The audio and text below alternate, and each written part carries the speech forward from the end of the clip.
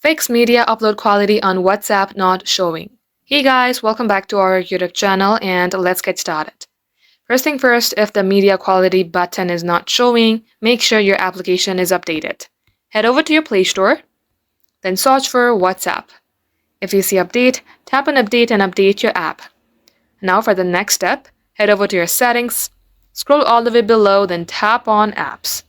You will see various applications that you have installed in your device right here. Here, search for WhatsApp. Tap onto your WhatsApp application. Scroll below, tap on storage, clear the cache. Now you may also go ahead and clear the data.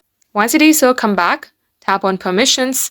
Make sure that you have allowed permissions for camera, location, and your microphone.